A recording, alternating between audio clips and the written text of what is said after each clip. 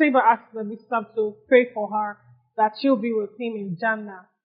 Um, that just tells you how she lived her life. She lived this world for the next.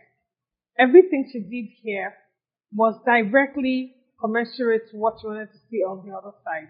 And so her priority was being in, in the highest place in Jannah. Her priority was seeing her Lord. Her priority was being with the righteous companions. That was her priority. With that, it starts to shape how you live your life. What do you do with your time? Watch movies? Party? You are the one that your wardrobe is stocked up with ashebis of all sorts. You know, that is your priority. It's in how look at yourself. Do a self audit. Look at what makes you tick. What takes up your time? What do you give energy to? What makes you tick? When you answer those questions, it's a self audit. Nobody can do it for you. Anybody can say what they think you look like. You alone can tell yourself the truth. And it's me imploring you to take that self-discovery journey. What are you really about? You pray for Jannah. You say, pray, Allah, grant us Jannah. Does your heart really desire Jannah? If today there was a battle of Uhud and you had the choice to stay back and face your life, go to work, live your life comfortably, stay with your family, do all that, or damn all consequences, drop everything and face the war front, knowing that you were there defending Islam. What will be your choice? The question to that answer sums it up. It tells you what your priorities are. Are you the one who thinks of death everywhere? Or are you the one when they talk about death? God forbid, it's not yet my time. It could be your time, subhanAllah. So where do you put your priorities? What do you do? How are you preparing for that ultimate journey? Because you will make the journey, and unfortunately it will come to you when you least expect. So it's those things you start to do now that puts you in the path of where you want to be. Her asking for Nabi Sallam to pray for her to be with him, it tells you how did he live his life. It's the way she lived, the way he lived his life, Nabi Sallam, is the way she also lived her life. It was the path she followed. It was the things she did. And so ultimately, I want to be with you because I understand that this world is a mirage. It's just a passing time. It's a phase. The ultimate is the hereafter. And if that is the goal, so that you need to put the building blocks now. You do everything here to earn that. Knowing that your heart yearns for Jannah, knowing that you want to be with Nabi Sallam and you have reformed yourself, you are living your life along that path. It sorts it out. Now, think about it. She didn't stop at that dua. Nabi Sallam made dua for her. But when he left, if she wasn't a sincere person, she could stay with, he prayed for me and his prayers are always answered. Allah always answers his prayers. And so she had put in all the work. He had seen her do it. She had fought beside him. So he knows her. And she could go with the comfort knowing that on Day of Judgment, he will mention her by name to Allah, right? But did she stop there? No. She carried on even after his demise. SubhanAllah, we know the story of Musaylama, the liar, the false prophet. What did she do? She didn't stop with her activities during the lifetime of prophet. She carried on after him. She encouraged her sons to fight the liar. In fact, one of her sons lost his life in the hands of the army of Musaylama. And her other son avenged, that death. She saw to the end of that false prophet. That was Nusaybah bint Ka'b. She didn't have faith in her heart and stay there. We those days are very lazy, I would say. We hang on to the hadith where, you can reject something with your heart, with your tongue, and your limbs. The weakest one is the one that rejects it with the heart. And we just stay there because God does not put me in harm's way. But that's not how our past principles live.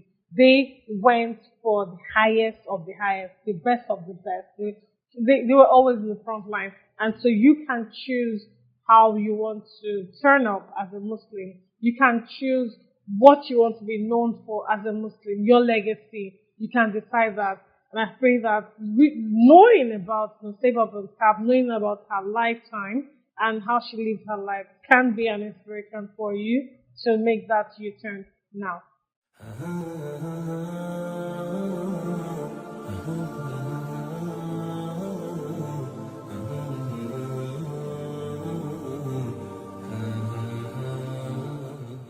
Um, so I'm someone that pays attention to Ramadan. I think an average Muslim, universally, that's what we do.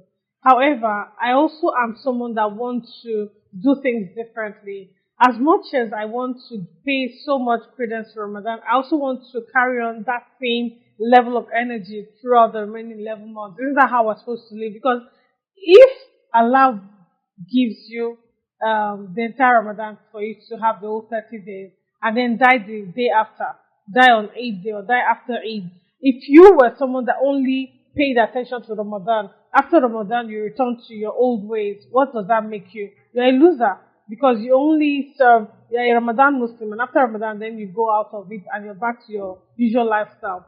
So what I would love for us to do differently, and I'm saying this as a reminder to myself first, and hopefully it benefits you as well, is to have that mindset. Yes, Ramadan is what it is because Allah has upgraded it, uplifted it amongst all the other months. However, let's be mindful of the fact that we do not know when our expiry date will be, and so we should try to live our lives for every single action, every single breath, every single transaction that we engage in, we should live it like our last. However, we're in the month of Ramadan, and how do you maximize that benefit? How do you up your game? How do you get to the peak of it? It is to constantly remember death. Death is the helper. It's what helps me. When your desire pushes you to do certain things, is that reminder that helps me know that what if it's in that act that that's the last thing that I do, and so it helps. So for us as Muslims in Ramadan, what can we learn from the life of Nusaybah to strengthen us, to make us do more and be more, is knowing that she lived every single day of her life like it was going to be her last. She gave her all at every point in time when it was called for. She didn't live for the now alone.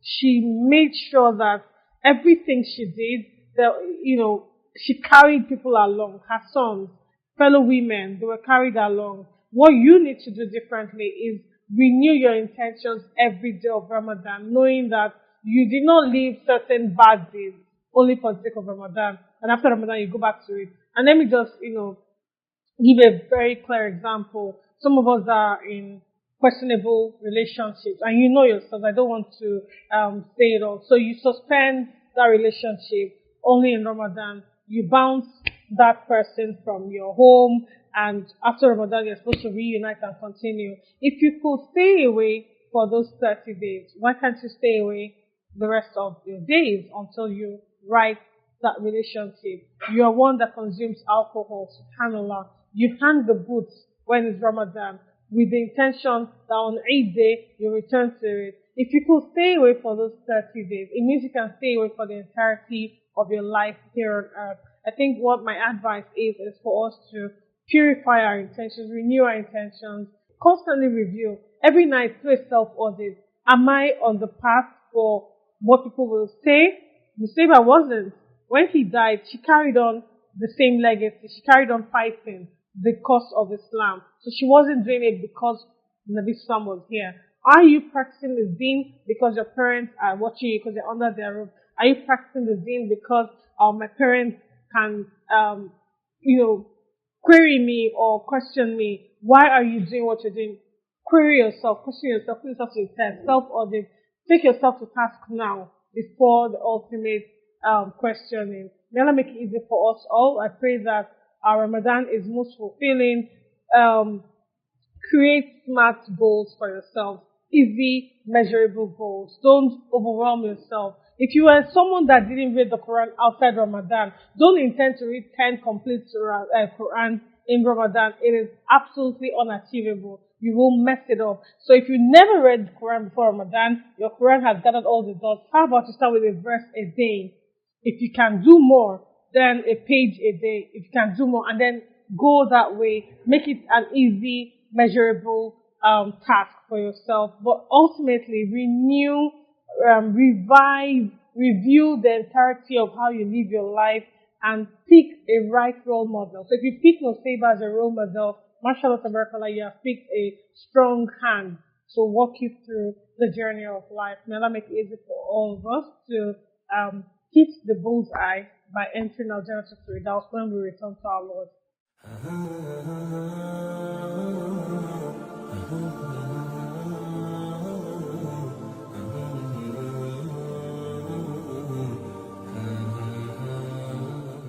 The Battle of Yamama, age 60, fought fearlessly, lost a hand in battle. As I say this thing, can you have call up an image in front of you of a 60-year-old woman? How is a 60-year-old woman that you're living with right now? Is she your mother or your grandmother?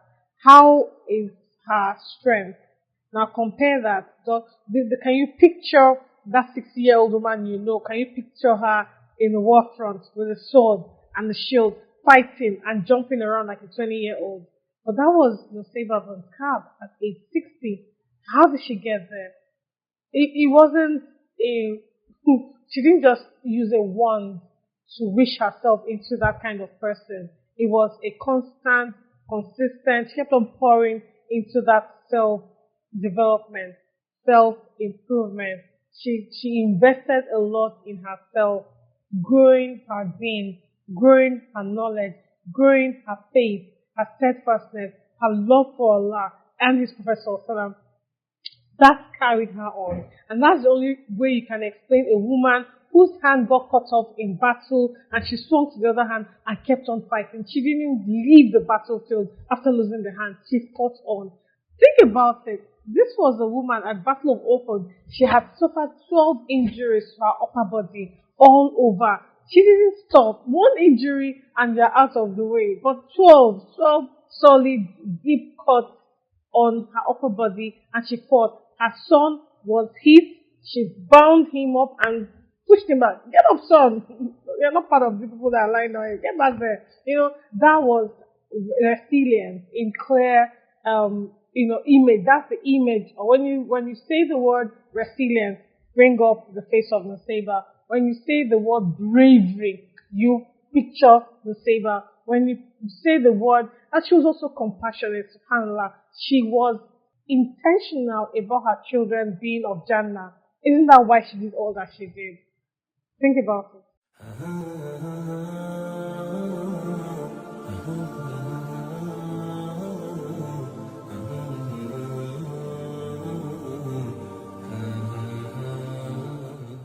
She was brave.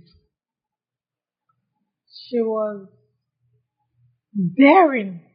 She dared to do what hundreds of women couldn't do. She went to take the pledge of Aqaba directly from Nabi Sallallahu Alaihi Wasallam. She was steadfast. Steadfastness because she didn't leave as a Muslim just because Nabi was there. Even after he left, she stayed on. She trained a lot of women to be resilient and steadfast. She brought a lot of women into Islam. She took a lot of shahada from fellow women. She raised men and women alike. So she was steadfast in the deen. So when I describe Nusaybah, the three words that come to mind: bravery, daring, that's courageous, and of course, steadfastness. That's how I would describe Nusaybah.